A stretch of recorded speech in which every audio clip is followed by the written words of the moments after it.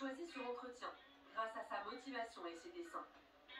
Mais il n'aurait jamais osé postuler avant un séjour aux États-Unis avec l'association. Il y a visité les locaux d'Electronic Arts à San Francisco avec Kylian Mbappé, alors en contrat avec l'éditeur de jeux vidéo. Yacine n'a pas été pistonné, mais cette visite l'a poussé à candidater. Et qu'est-ce que faire un stage chez Pilette alors? Des connaissances que je n'avais pas spécialement en tant qu'autodidacte. En gros, moi j'ai appris le dessin tout seul. Et ce que je fais là, je l'apprends en fait. Enfin, j'ai pas pu l'apprendre spécialement tout seul parce que j'avais pas les bouquins, pas les connaissances, pas tout le bagage qui me permette de travailler là-dessus comme un professionnel. Tu les sens là, tes progrès en ce moment? Oui, ouais, ça reste assez plaisant à voir. Voir qu'il y a des progrès, voir que tous les efforts qui sont placés en fait servent pas à rien. Que toute l'énergie qu'on met dedans sert à quelque chose. Et en l'occurrence, on voit le niveau augmenter. Yacine participe à l'élaboration d'un projet de jeu vidéo dont il ne peut rien nous dire. C'est confidentiel. Bonjour tout le monde. Bonjour. Bonjour. Désolé, j'étais en interview, comment ça va? Il travaille avec une équipe de concept artistes basée à Orlando, en Floride. Je vous envoie tout de suite mon dessin, ou vous l'avez peut-être déjà reçu. Et leur séance de travail quotidienne commence toujours de la même façon. Yacine leur envoie un dessin par jour, un exercice. L'équipe lui corrige pour le faire progresser. Là, je vais d'abord commencer par adoucir les bords. Yacine aussi a eu des cours d'anglais. Et ça lui est bien utile aujourd'hui. En faisant ces petits ajustements, je pense à l'anatomie du visage, ce qui est sous la peau. Mais globalement, je trouve que c'est une belle réalisation. Quand il est arrivé, on a tout de suite vu qu'il avait naturellement du talent. Ce qui lui manquait artistiquement, c'était de savoir comment il pouvait s'améliorer. Ce qui est essentiel pour nous, les concept artistes, c'est de se demander quelle est l'histoire que l'on raconte. Yacine a montré au fil du temps qu'il commence à comprendre comment raconter l'histoire et comment la rendre plus convaincante. Il est très enthousiaste, il est très ouvert aux critiques et il a très envie de s'améliorer. Si on avait un poste, on penserait à lui pour l'embaucher. Rien qu'en quelques mois, il a énormément progressé. Et dans quelques temps, il sera vraiment excellent. D'accord. Merci beaucoup, prenez soin de vous. Salut. Bonne journée. Et si t'es ému quand les enfants parlent de toi? Non, mais c'est bien, ça veut dire que le travail paye, tout simplement. non, mais c'est bien. Mais ça veut pas dire que je dois pour autant me reposer. Là, c'est très très bon. Les retours sont très très bons. C'est pas fini. Il reste encore 3 mois.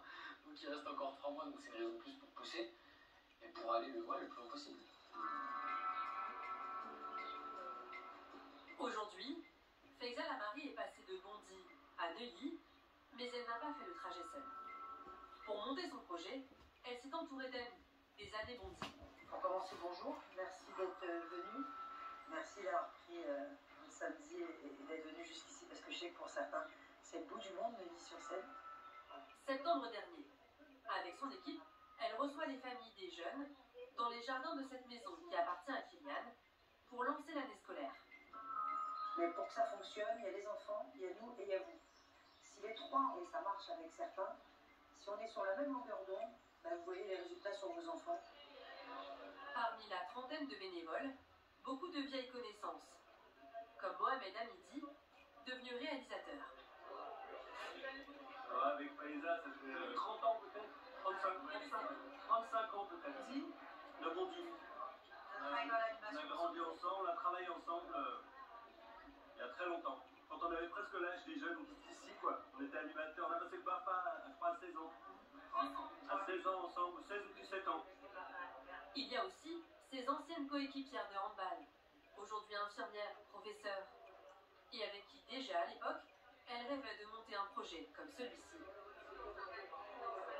Je crois qu'on en discutait des nuits et des nuits de comment on se voyait plus tard et on se verrait, ce qu'on pourrait faire, voilà. Et on y est. Quand vous étiez joueuse? Ouais, quand on était joueuse pendant des années, ouais. Je crois qu'on a des discussions mythiques. Le truc, c'est que c'est exactement pareil qu'avant, mais avec des moyens supplémentaires. C'est-à-dire qu'elle faisait exactement la même chose avant, même sans moyens. Et là, elle a les moyens de le faire, donc, et elle se donne les moyens de ses ambitions. Et elle n'a pas changé, là, vous la connaissez depuis 20 ans. Non, franchement, la base n'a pas changé. Mais après, maintenant, elle a un brushing. Je mange du caviar. Elle a un caviar avec la vie Comment vous vivez ce changement de vie? Au départ, un tsunami. Mais ouais, très violent au départ. Souvent en rigolant, je dis qu'on est les tuches. On l'est plus. Mais au départ, forcément, ouais. Pourquoi? On passait de la mairie de Bobigny et Bondy au palace du Royal Monceau. Et c'est comment? C'était comment pour vous, ce passage? Au départ, on a rigolé. Je rigole, mais c'était très compliqué. Mais aussi très amusant. Enfin, on s'habitue à ce côté-là, c'est plus difficile d'aller dans l'autre sens. Et même si on s'habitue, on revient quand même très vite là. Moi, ça m'est arrivé à 44 ans. Donc à 44 ans, moi,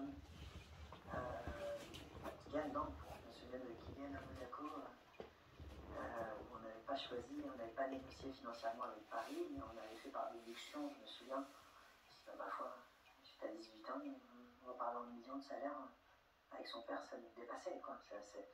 On hallucinait. Et Kylian qui m'avait fait la réflexion, vraiment 18 ans, 18 millions.